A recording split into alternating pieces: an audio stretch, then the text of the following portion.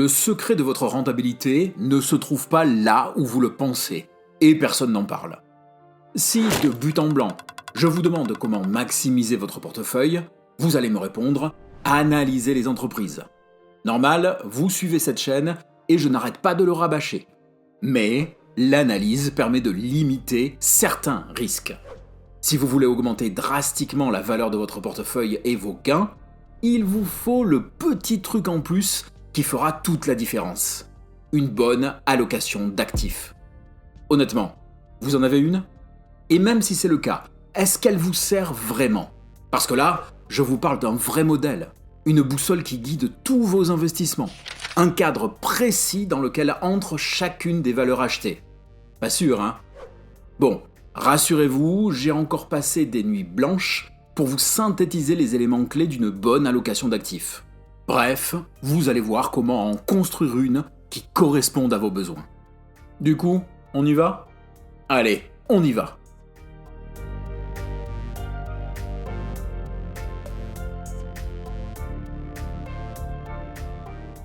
En bourse, deux paramètres permettent de diminuer le risque.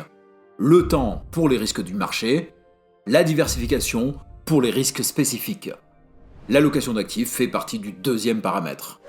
Bienvenue sur 1, 2, 3 Richesse, la chaîne qui vous apprend à investir, même si vous avez peu de moyens et même si vous n'y connaissez rien. Je suis La Voix, et en compagnie de mon assistant télévisuel Le Cube.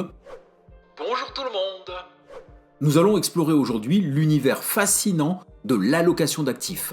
Simple à comprendre, complexe à mettre en œuvre, et qui pourtant recèle la clé de votre succès. Allez, on commence par cadrer le propos. L'allocation d'actifs est une étape de votre stratégie consistant à définir la part à donner à chaque catégorie de valeurs au sein d'un portefeuille d'investissement. Vous savez, c'est le graphique type camembert ou circulaire que l'on trouve partout. Mais bien souvent, cette étape est négligée par les investisseurs, voire pire, laissée de côté. Plusieurs études montrent pourtant que l'allocation d'actifs va apporter entre 80 et 90% de la performance, alors que la sélection des titres n'en représentera que 10%. Et comme le note Xavier Delmas, bonjour à lui, dans la vidéo qu'il a faite sur le sujet et qui nous a servi de base, on passe plus de temps à choisir ses titres plutôt qu'à travailler sur la répartition stratégique de ceux-ci. Et justement, pour affiner un peu, on peut scinder notre allocation d'actifs en deux grands éléments. L'allocation stratégique, représentant la répartition globale, voire idéale, à long terme de chaque catégorie d'investissement. L'allocation tactique à court ou moyen terme, plus souple et plus flexible, qui va permettre des ajustements et des déviations temporaires par rapport à l'allocation stratégique. Notre série Un portefeuille presque parfait est donc de l'allocation tactique. Bon, tout ça, c'est très bien. Mais maintenant, comment construit-on une allocation d'actifs ? Parce qu'en fait, il y a plusieurs façons de la créer. Mais avant ça, commencez par vous abonner. Chaque semaine, vidéo après vidéo, vous apprendrez à investir étape par étape pour ainsi faire grossir vos rendements. On ne compose pas son portefeuille uniquement avec de bonnes actions. Oui, je sais, c'est bizarre. En fait, au-delà de cette formule, l'idée est, dans la mesure du possible, de choisir des titres n'ayant pas tous les mêmes caractéristiques et n'évoluant pas tous en même temps dans le même sens. Alors, ça, on en a déjà parlé dans d'anciennes vidéos. C'est le principe de corrélation des actifs, c'est ça ? C'est ça. En fait, les différents actifs vont avoir des liens plus ou moins forts entre eux, c'est-à-dire qu'ils vont plus ou moins réagir au mouvement des autres. On dit qu'ils sont plus ou moins fortement corrélés entre eux. Certains vont même être inversement corrélés. L'allocation stratégique doit donc tenir compte de ça pour rendre votre portefeuille moins sensible aux baisses tout en profitant des hausses. Et pour ça, on peut passer par différents types de répartitions qui vont jouer naturellement sur cette corrélation. Effectivement. Déjà, on peut décorréler les marchés entre eux. Et pour ça, rien de tel qu'une bonne diversification géographique. En gros, répartir ses actifs dans différents pays ou zones géographiques.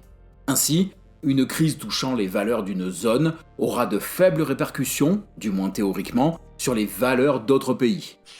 En bourse, on considère qu'il y a 4 grandes zones géographiques.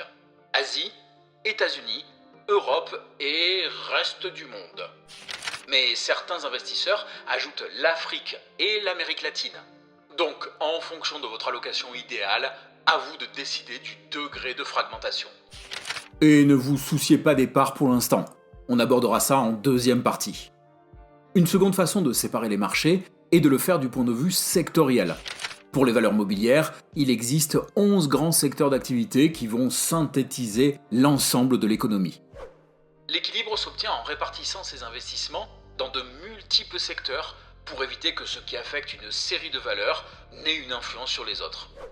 Et pour ce faire, introduisons une petite subtilité, la séparation entre valeurs cycliques et défensives.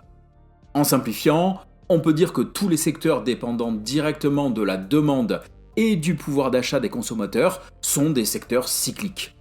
A contrario, les secteurs défensifs sont ceux dont l'activité et les bénéfices sont peu affectés par les fluctuations économiques, comme par exemple les services de base, eau, électricité, l'alimentation courante et autres produits nécessaires. Et là aussi, la répartition dépend de votre stratégie et de votre objectif. Plus vous voulez protéger votre capital, et plus les valeurs défensives prendront de l'importance. Troisième façon de diversifier votre portefeuille, la répartition par classe d'actifs. En gros, votre choix entre actions, obligations et ETF. Et pour simplifier, si vous désirez obtenir du rendement ou de la croissance, voire même si vous cherchez à battre le marché, vous allez privilégier les actions. Si vous cherchez avant tout une certaine sécurité, la préservation de votre capital, mais aussi à battre l'inflation, alors vous pouvez jeter un œil aux obligations. Enfin, si vous ne cherchez pas à performer, mais juste à laisser votre capital fructifier tranquillement sur du long ou très long terme, alors les ETF sont faits pour vous. Petit aparté, actions et obligations sont inversement corrélés. En règle générale, lorsque le cours des actions monte, le cours des obligations baisse et vice-versa. Pour finir ce panorama, parlons de deux autres possibilités de diversification plutôt réservées à des investisseurs très avancés, mais qu'il est important d'avoir en tête pour comprendre la mécanique d'un portefeuille. D'abord, la diversification par capitalisation boursière, la valeur totale de toutes les actions cotées d'une société. Et pour simplifier, les petites capitalisations peuvent connaître d'importantes fluctuations à la hausse ou à la baisse. Donc, plutôt à éviter ou à sous-pondérer si vous cherchez de la stabilité, et à privilégier si vous voulez de la croissance en prenant plus de risques. Ensuite, on peut aussi avoir une répartition par profil ou comportement en bourse des valeurs. On va y trouver les valeurs de croissance, ou en d'autres termes des valeurs qui croissent à un rythme plus important que celui de l'économie, les valeurs défensives, qui offrent une bonne visibilité mais qui font moins bien que les valeurs de croissance durant les périodes d'accélération de l'activité. Bon, on l'abordera dans une vidéo future, mais la qualité offensive ou défensive d'une valeur dépend de son bêta. Une valeur neutre a un bêta de 1, une valeur offensive a un bêta supérieur à 1, et une valeur défensive a un bêta inférieur à 1. Enfin, les valeurs de rendement, qui sont également des valeurs défensives, offrant un bon rapport entre le prix de l'action et son dividende. Mais franchement, déjà, avec une allocation d'actifs basée sur les 3 premiers éléments, vous aurez quelque chose de sacrément complet. Par la suite, vous pourrez affiner par capitalisation, voire par comportement. Surtout que maintenant, il va falloir mettre des pourcentages derrière ces différents facteurs. Mais entre-temps, profitez-en pour cliquer délicatement sur le bouton pouce en l'air de cette vidéo et éventuellement nous laisser un petit commentaire. Ça fait toujours plaisir. À ce stade, vous connaissez les différentes composantes de l'allocation d'actifs. Reste à construire la meilleure répartition possible. En d'autres termes, choisir les éléments et décider de la place qu'ils occuperont dans votre portefeuille. Partons de quelques principes de base. Déjà, il n'existe pas de répartition optimale d'un portefeuille. Il n'y a que des compromis plus ou moins bien adaptés aux circonstances économiques et financières du moment. Et oui, l'allocation d'actifs reste une représentation théorique et idéale. À mesure de la construction de votre portefeuille, vous n'aurez pas exactement les proportions voulues. C'est normal et ce n'est pas grave. Troisième règle, vous pouvez changer de répartition d'actifs dans le temps. Un portefeuille bourse comporte des phases. Vous avez donc le droit de l'adapter, voire même de le réorienter en cours de route. Règle numéro 4. Toutes les composantes du système ne sont pas obligatoires, ni même tous les éléments d'une composante d'ailleurs. À vous de choisir entre diversification et spécialisation. Vous pouvez investir sur une seule zone géographique ou en 100% actions. Gardez juste en tête qu'en possédant un peu de tout, vous serez plutôt gagnant. Pour vous faciliter la tâche, vous pouvez aussi utiliser les allocations mises au point par des grands noms de la finance. La Swensen, l'allocation d'Harry Brown et autres permanentes portfolios. Souvent de type patrimonial, elles sont facilement transposables avec l'équivalent papier de certains actifs. Pour démarrer, allez voir notre playlist Les classiques de la finance. Mais si vous voulez construire une allocation sur mesure, quelques conseils. Pour la répartition géographique, tout va dépendre de l'hypothèse que vous faites sur chacun des marchés. Partez d'une répartition à 25% sur chacune des 4 zones de base. Retirez 10% à la zone en laquelle vous croyez le moins et ajoutez 10% à celle sur laquelle vous misez le plus. Par exemple, je pense que les États-Unis sont un marché plus porteur que l'Europe. J'ajoute 10% aux USA et je retire 10% à l'Europe. Ensuite, ajoutez 5% à la zone pour laquelle vous êtes plutôt optimiste et enlevez 5% à celle à qui vous donnez une chance. Je pense que la zone Asie est en croissance, mais je laisse une chance au reste du monde. À partir de là, vous pouvez ajuster selon vos désirs, et même donner à plusieurs zones des poids équivalents. Et pour ajouter des zones supplémentaires, il suffit d'enlever une part au reste du monde, puis l'attribuer à la zone spécifique.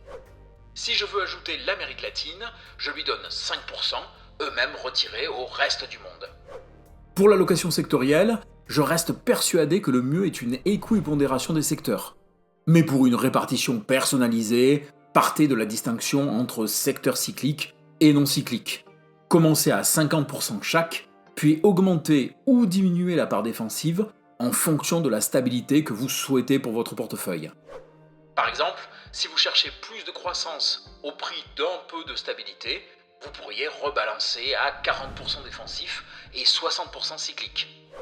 Pour l'allocation par classe d'actifs, voici 3 règles à utiliser au choix pour déterminer les parts d'actions et d'obligations. La première, la plus connue et la plus ancienne, recommande de retirer à 100 l'âge de l'investisseur.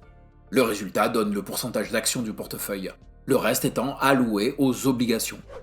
Si j'ai 40 ans, j'aurai donc 60% d'actions contre 40% d'obligations. C'est basique, mais donne une bonne base. Deuxième règle, celle de la date cible de Tim Hale, l'auteur de Smarter Investing, plus liée à votre objectif financier. Pour chaque année vous séparant de votre horizon d'investissement, vous attribuez 4% aux actions. Bien sûr, l'année suivante, vous rebalancez. Cette règle est plus précise que la première, car elle tient compte du moment où vous aurez besoin de votre argent. Donc, si mon horizon d'investissement est de 10 ans, je détiendrai 40% de mon portefeuille en actions. L'année prochaine, ce sera 36% et ainsi de suite. Enfin, dernière règle, celle de Larry Swedroe, un spécialiste de l'investissement passif. Elle permet de jouer avec les aléas du marché, notamment sur les premières années, avant de stabiliser de plus en plus le portefeuille sur le long terme. En ce qui concerne les capitalisations boursières, là, tout dépend du niveau de risque que vous êtes prêt à prendre. Dans l'absolu, investir dans des grosses capitalisations permet de stabiliser un portefeuille. A contrario, les plus petites capitalisations permettent d'aller chercher un peu plus de rentabilité, mais au prix d'une volatilité souvent plus grande et d'une liquidité plus réduite. Enfin, pour la répartition selon les comportements boursiers, eh bien, tout dépend de votre stratégie. En fonction de celle-ci, vous partirez sur l'une des 3 possibilités: croissance, valeur défensive et rendement. Cela dit, si vous désirez diminuer les risques pour les stratégies croissance et rendement, essayez d'allouer au minimum 20% en valeur défensive pour éviter les mauvaises surprises. Dans tous les cas, le meilleur portefeuille est celui constitué en toute connaissance de cause et en ayant conscience des risques que vous prenez. Et vous en savez maintenant assez pour composer un portefeuille raisonnablement risqué. Mais cela ne doit pas vous empêcher d'aller plus loin et de jeter un œil à cette vidéo traitant de l'allocation d'actifs patrimoniale, donc plus large. Vous y ferez certainement quelques trouvailles bien utiles. Et bien voilà les gens, j'espère que ce contenu vous a plu. N'oubliez pas que vous pouvez nous faire part de vos remarques et questions dans les commentaires. Et puis, tant qu'à faire, likez et partagez cette vidéo pour aider à sa diffusion. Si vous avez apprécié ce contenu, eh bien abonnez-vous. Mais comme s'abonner sans regarder les vidéos n'est pas très utile, activez la cloche et les notifications pour être prévenu dès la parution d'un nouvel épisode. Et si vous voulez continuer votre parcours dans l'univers de l'investissement, eh bien on peut se dire à de suite dans l'une des vidéos qui va s'afficher à l'écran. On dit ça. Allez, on dit ça.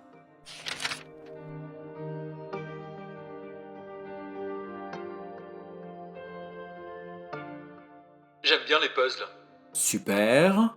L'allocation d'actifs, c'est un peu comme un puzzle. Tu as un tas de petits éléments, et lorsqu'ils sont rassemblés, tu vois enfin l'image qu'ils représentent. Oui, mais encore ? Ah ben, rien de plus. J'aime bien les puzzles.